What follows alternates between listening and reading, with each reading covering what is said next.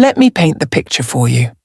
My name is Sergeant First Class Rachel Torres, 32 years old, mother of 2, NCO in the 82nd Airborne Division. For 18 months I was deployed to one of the most unforgiving corners of Afghanistan, Kunar Province. Mountains that don't care about you. Heat that hits 118 degrees Fahrenheit by 10 a.m. and then drops below freezing before midnight. Dust so fine it gets into your lungs, your weapon, your food. You stop noticing it after a while. That's when it gets dangerous. I led a 12-person infantry support element. My job was to keep my people alive, make decisions under fire, and bring them home. I was good at it. What kept me good at it, what kept me functional when everything around me was trying to kill us, was the thought of my family waiting on the other side. Every night, no matter how wrecked I was, I found a corner with 2 bars of signal and I called home. My husband Alex would pick up. Dark hair, warm eyes, the kind of man who made you feel like nothing bad could reach you when he smiled. "Hey, babe," he'd say, and the exhaustion would lift a little. My daughter Emma, 7 years old, would push into frame with whatever she'd drawn that day, usually a stick-figure soldier with enormous boots. My son Lucas, 5, would hold up a toy Humvee and make explosion sounds because he thought that was funny, not scary. He didn't understand yet. And almost always right there beside them was Emily Chen. We went through basic together at Fort Jackson. She was the kind of person who made misery easier to carry. Sharp humor, steady under pressure. The first one to notice when someone was quietly falling apart. We had been through long ruck marches with bleeding feet, promotions, funerals, cross-country PCS moves. 14 years. She was family before Alex was. When my deployment orders came down, she was between contracts. She'd left her IT security job and hadn't landed the next one yet. She offered to help Alex with the kids. I didn't hesitate. "You're saving my life," I told her. She laughed and said, "That's what sisters are for." I believed her completely. The first 6 months was survival, pure and simple. We ran dismounted patrols through terrain that seemed designed to break human beings.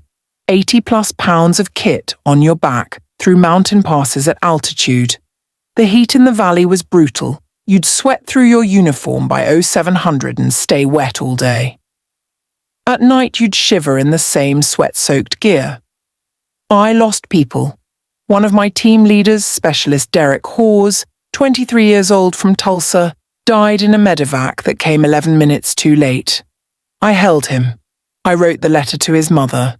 I went back out on patrol the next morning because that's what you do. And every night I called home. Emma lost her first tooth and showed me the gap through the screen, lisping. Lucas went through a phase where he refused to eat anything that wasn't orange. Alex handled 2 parent-teacher conferences, a broken water heater, and a fender bender in the school parking lot. He sent me photos. Kids in Halloween costumes, Thanksgiving at his mother's house, Lucas's kindergarten concert where he stood frozen on stage and didn't sing a single word. Those images were oxygen to me.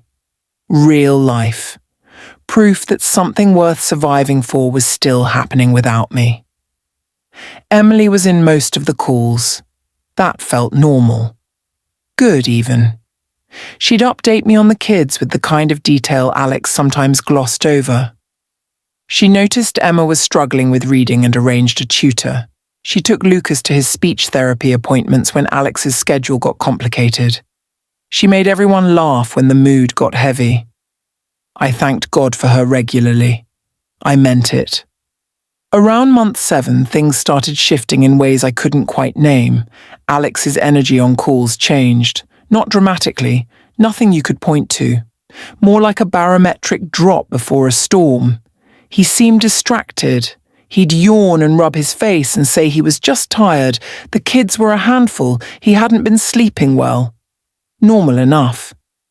But the house background changed. New furniture, quality stuff, not the kind we'd normally buy. New curtains in the living room. When I asked about money, he got an edge in his voice I hadn't heard before. Rachel, you are in a combat zone. I am handling the finances. Please don't make this harder than it already is. I backed off. He wasn't wrong that I was in a combat zone. Emily was in nearly every call by then. That part felt gradual enough that I didn't register the shift. She'd been in most calls since month 2. By month 7, she was just always there, sitting beside him on the couch, finishing his sentences about the kids' schedules. They'd reference things in shorthand, an inside joke about a restaurant, something Emma said at school. And by the time Alex explained the context, the moment had passed. Late one night in October. It had been a rough week. Indirect fire 2 nights in a row, no real sleep. I called home earlier than usual. Emma answered first, which was rare. "Mommy, Emily sleeps in your room sometimes," she said in that completely casual way 7-year-olds drop information. "She says your pillow smells like you and it helps." There was a pause. Then Alex's voice too fast. "Emma, go get your brother." "Hey, babe, she's just being Emma. You know how she is." He ended the call 20 minutes later. Said he was exhausted. Said he'd call me tomorrow. I sat outside my hooch in the dark for over an hour. The night was cold. Somewhere across the valley a dog was barking. I sat there and I ran the math. I ran it over and I kept coming up with answers I didn't want. Then I did what soldiers do when the situation doesn't fit the mission. I buried it and kept moving. I told myself deployment paranoia. Isolation messes with your perception. You start building threat pictures that aren't there. I had a team counting on me. I had a job to do. I would deal with the rest when I got home. That was the decision that cost me the most. The last 6 months were a different kind of hell. Alex's calls grew shorter. He was often unavailable. Putting the kids to bed, running errands, a plumbing issue, always something just slightly off script. Emily started answering his phone sometimes. "He's out back. You know how he gets when something needs fixing." Casual. Too casual. The photos they sent showed a life settling into a shape I didn't recognize. Not dramatic. No obvious red flags if you weren't the one being slowly erased. But I was the one being slowly erased, so I noticed. The family photos had a composition to them. Alex and Emily anchoring the frame, kids between them. My name came up less and less in calls. Lucas had started saying "we" in ways that included Emily. 2 months before rotation, I called to surprise the kids on a Tuesday afternoon. Emily answered. Her hair was down. She looked flushed. There was a specific quality to her composure. Too controlled, like someone who just rearranged their expression. Alex wasn't visible. Lucas walked into frame behind her and said, in his flat, matter-of-fact 5-year-old voice, "Emily and Daddy were kissing again. They do it when they think we're watching a movie." Emily said the connection was breaking up and ended the call. I was 7,000 miles away. I was still in theatre. I had people under my command. I sat outside in the dark that entire night. I didn't sleep. I didn't cry. I was past crying. I just sat there doing the math again, and this time I let myself finish the calculation. I knew. I just didn't know how much. The flight home from Bagram took 31 hours with layovers. My hands shook the entire time. Not fear. I hadn't felt fear in months. It was something else. The specific dread of confirmed suspicion. I landed at Fort Bragg, collected my gear, and drove straight to Maple Drive, still in uniform, Afghan dust still in the treads of my boots. A woman I had never seen was directing movers in my front yard. She looked at my uniform, then at my face, and said carefully, "Can I help you?" I said, "I live here." She said they'd closed on the house 2 months ago. Cash sale. I drove to Emily's house across town. My car, the 2019 Accord I'd left behind, was in her driveway. Through the living room window I could see Emma and Lucas. Emma was on the floor with markers. Lucas was showing something to a woman with her back to the window. He was tugging her sleeve to get her attention, the way he always tugged mine. He called her Mom. I stood on that sidewalk in my combat uniform and watched it for longer than I should have.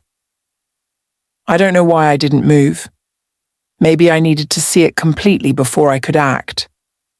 After everything I disciplined myself not to feel for months, standing there on that quiet suburban street was the moment the whole structure gave way. I knocked on the door. Alex opened it. He went pale like someone had pulled all the blood out of him. Emily appeared behind his shoulder a second later. Her face cycled through 3 expressions in 2 seconds: shock, calculation, something that might have been shame. I said, "Where are my children?" Emma appeared in the hallway. She stopped when she saw me. Her face. I still can't fully describe her face. It was like watching someone remember something they'd been told to forget. She said, "Mommy, I won't make that night clean." It wasn't. What came out over the next several hours, the affair started around the 8-month mark. Gradually at first, then completely. They had used my combat pay and our joint savings. Money I earned in Kuna province, money built on specialist Derek Hawes and every other loss, to sell our house.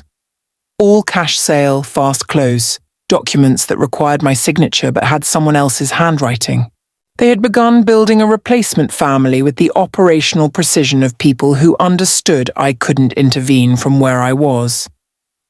They told Emma and Lucas I wasn't coming back. Not that I died. They were careful about that. Just that things had changed, that this was home now. Children adapt.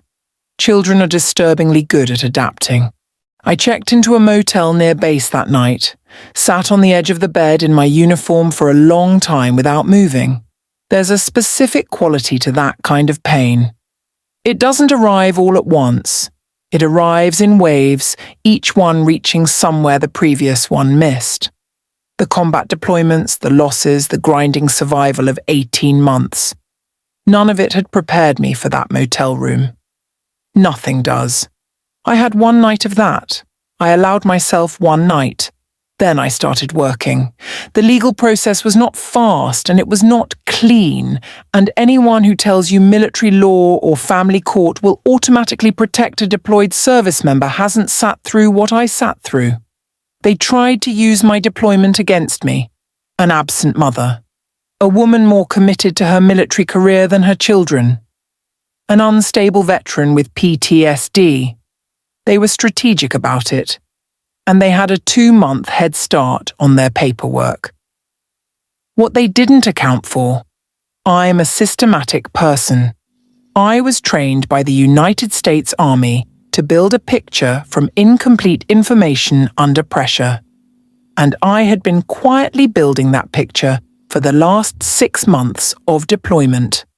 I came home with records, bank transaction logs, saved screenshots of calls, inconsistencies in their stories, timestamps that didn't line up.